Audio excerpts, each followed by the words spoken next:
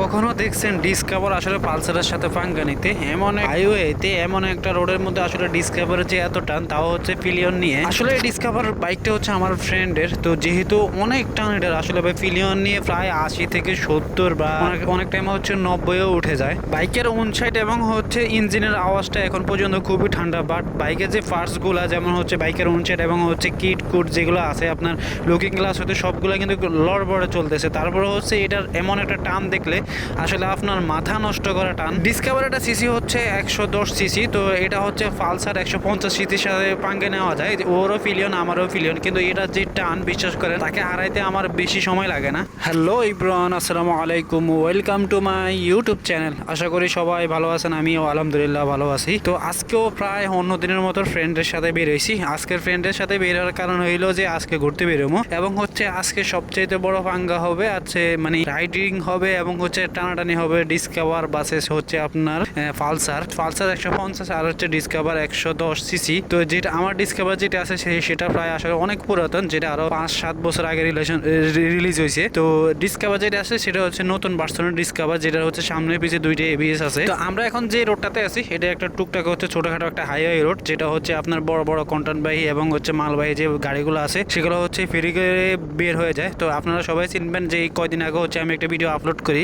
তো এটা হচ্ছে আপনার হাইমসের রোড, যেটা হচ্ছে ছোটখাটো একটা হাইওয়ে রোড। এই রোডটাতে আসলে সকাল সকাল আসলে পুরো রাস্তাটাই পুরো ফাঁকা থাকে, যার কারণে হচ্ছে আসলে টানতে খুব একটা প্যারা লাগে না, এবং হচ্ছে এখানে হচ্ছে স্পিড ব্রেকার গুলো আসলে কম হয়ে থাকে। স্পিড ব্রেকার কম থাকার কারণে এবং হচ্ছে আমার এটা যেই মানে বাইকটা আছে যেটা পুরো লড়বড় অবস্থায়, কারণ উন সাইড পুরো জাগাজাগি করতেছে এবং লুকিং গ্লাস গুলো পুরো অবস্থা খারাপ। তারপরে পিছনে যে পিলিয়ন আছে ও একবার উঠে তারপরে নামে, কারণ এদিকটাতে হচ্ছে আপনার পুরো লড়বড় বাইক। কিন্তু বাইকের যে ইঞ্জিনের যে অবস্থা এবং যে আওয়াজটা, মনে হবে যে আপনি মাত্র বাইকটা কিনে আইনা বাইকটা চালাইতেছেন। যদিও এটার আসলে মিটার একটু সমস্যা থাকার কারণে আসলে আমি এটার স্পিডটা দেখাতে পারতেছি না, বাট আমি যখন এটা ম্যাপে দেখলাম তখন হচ্ছে আমি ম্যাপে দেখার পরে দেখলাম এটা প্রায় 80 থেকে 70-এ ওঠে। তো ম্যাপে যেহেতু আপনার এটার গাড়ির কিলোমিটার অনুসারে ম্যাপেরটা আসলে একটু কমে থাকে, আর হচ্ছে গাড়িটা তো আপনার অ্যাকুরেট পাওয়া যায় সেটা আপনি জানেন। আমার ফ্রেন্ডের এখন প্রায় 90 থেকে 95 রানিং অবস্থা আছে, কিন্তু আমি এখন এটা প্রায় 90 থেকে 99টা উঠেতেছি।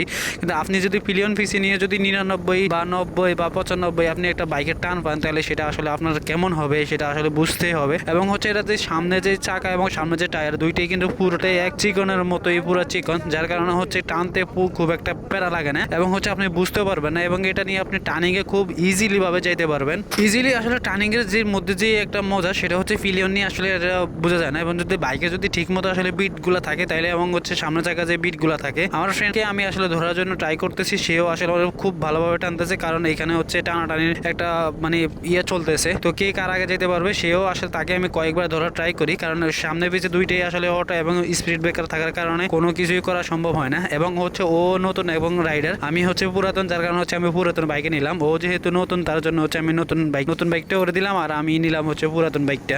তো তো যদিও আসলে আমাদের একটা বাজার আসলে পরে দিয়ে আসলে পরেরটা আসলে আর ট্রাই করবো, কিন্তু বাজারটা আসলে সকাল সকাল আপনারা দেখতেছেন পুরো বাজারটা আসলে ফাঁকা, কারণ আমরা এখন সকাল সকালে বের হয়েছি। এবং হচ্ছে যেই টাইমটাতে এখন আমরা আছি সেই টাইমে আসলে এখন পূর্ব দিক থেকে আসলে সূর্য উঠতেছে, এবং এই টার্নিংটা দেখলে আসলে বুঝতে পারবেন আমরা কিভাবে আসলে বাইকটা টানতেছি। এবং আমার সামনে পিছিয়ে দুইটা দেখলে বুঝতে পারবেন। আমার যে বাইকটা ছিল সেটা ঢাকা যাওয়ার কারণে আমিও ফ্রেন্ডের বাইকটা নিয়ে বেরিয়েছি। পরে আমি আসলে বাইকটার অবস্থা দেখে বুঝতে পারলাম না আসলে এটা দিয়ে মনে হয় আজকে কি যাইতে পারবো কি না, সেটাও আসলে আমি কনফিউজ ছিলাম। তো যদিও আসলে ফার্স্টে উঠে একটা গিয়ার দিছি তখনও দেখি আমার মনে হয় না যে আজকে সারাদিন যেতে পারবো। পরে যখন সেকেন্ড গিয়ার দিছি তখন মনে হচ্ছে যে না একটু স্বস্তি পাওয়া হয়ে গেছে। পরে যখন আপনার 3টা, এবং এই বাইকে কিন্তু আপনার 4টা গিয়ার, তো যেহেতু 4টা দিয়ে মানে 3টা দিয়ে আর একটা গিয়ার সামনে দিয়েছি, তখন দেখি প্লেনের মতো চলতেছে। কারণ বাইক অনুসারে এটা অনেক কিছু, বাইক অনুসারে যেহেতু এটা অনেক কিছু। আপনারা হচ্ছে পুরাতন যে বাইকগুলো সিসি আছে সেটা হচ্ছে 110 সিসি, এবং হচ্ছে এটা যে ইঞ্জিনে যে আওয়াজ খুবই আসলে সুমধুর, এবং হচ্ছে নতুন বাইক যেমন হচ্ছে আপনি পাইলে যখন ব্রেকিং পিরিয়ড মানবেন তখন হচ্ছে আপনার বাইকের যেমন আওয়াজটা থাকে সেটাও তেমন। এবং হচ্ছে ডিসকভারে যে ফার্স্ট অফ অল যে আওয়াজগুলো থাকে সেটা কিন্তু জোস, এবং এইটারও কিন্তু পুরাতন বাইক হিসাবে, এবং হচ্ছে এক হাতে চলে, এবং এই ছাড়া এটা সারাক্ষণ হচ্ছে ঘরের মধ্যে থাকে। বাট এটা যে হচ্ছে সামনের যে লুক সেটা আসলে আপনাকে দেখলে আপনার মনে হবে না আপনি এই বাইকের মধ্যে উঠবেন এবং যে ক্লাবসটা আছে এটা সামনে ব্রেক নাই, পিছনে ব্রেক নাই, কোনো ব্রেকে নাই, একমাত্র হচ্ছে শুধু পিছনে ব্রেক, এটা অল্প একটু ধরে আর সামনেটা আপনার ধরে, এটা পুরোটা টান দিল তারপরে ধরে না। আর এমনি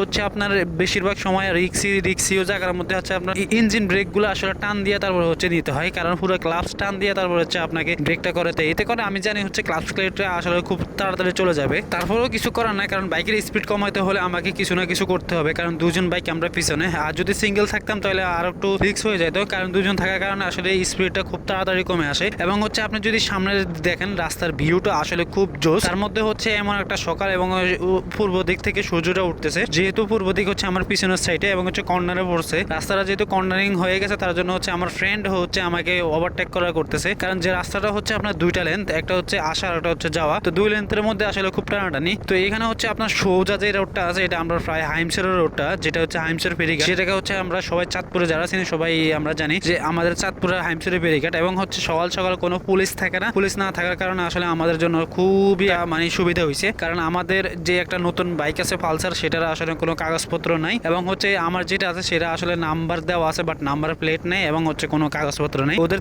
যে আমার ফ্রেন্ডের কাছে যে বাইকটা আছে ওর কোনো কাগজপত্র নেই এবং হচ্ছে ড্রাইভিং লাইসেন্সও নেই, আমার হচ্ছে ড্রাইভিং লাইসেন্স আছে বাট আমার বাইকের কোনো কাগজপত্র নাই। তো সেই ক্ষেত্রে হচ্ছে আমি মামলা খাইলে আমার ড্রাইভিং লাইসেন্সের উপরে মামলা খাবো, আর বাইকটা তো অটো একবার কোলে করে নিয়ে যাবে। তো আমার ফ্রেন্ডকে আসলে অনেকবার আমি হারাতে চাইছি বাট আমি আমার হারাতে চাইনি, বাট আমরা এখন চলে যাব হচ্ছে হাইমসের ফেরিঘাট, ওইখানে হচ্ছে গিয়ে আগে ইলিশ মাছ খাবো, এবং যারা হচ্ছে হাইমসর আসতেছেন তারা হয়তো আমার আগে আরেকটা ভিডিও দেওয়া আছে, সেটাও আসলে আপনারা দেখতে পারেন, এবং হচ্ছে আমি আমার কমেন্ট বক্সে দিয়ে রাখবো, সেটাও আসলে দেখলে বুঝতে পারবেন আসলে আমরা কখন কোথায় যাচ্ছি এবং কিভাবে যাচ্ছি, সেটা আসলে জানতে আপনি আমার কমেন্ট বক্সে কমেন্ট করতে পারেন, এবং আরো নতুন কিছু ভিডিও পেতে আমার এই ভিডিওতে লাইক এন্ড কমেন্ট করে যেতে পারেন। যদিও আমাদের প্রায় খুব কাছাকাছি চলে আসছি, আমরা এখন হাইমসরের প্রায় অনেক কাছাকাছি চলে আসছি, হাইমসরের অনেক কাছাকাছি চলে আসার কারণে আসলে রাস্তাটা এখন পুরোপুরি ফাঁকা, এবং হচ্ছে এই রাস্তার মধ্যে যে আপনি কোনো রকম আল্লাহ না করুক, এবং এই সাইডে যদি আপনার স্পিড ব্রেকার একদমই কম, কারণ এইখানটাতে হচ্ছে আপনার স্পিড ব্রেকার কম থাকার কারণে খুব রিল্যাক্স ভাবে টানতে হয়, এবং যে এখানে যে আমার মাঝখান থেকে কিন্তু একবার বাইকের তেল শেষ হয়ে যাওয়ার কারণে খুব একটা প্যারা খাইতে হয়েছে, এবং সেই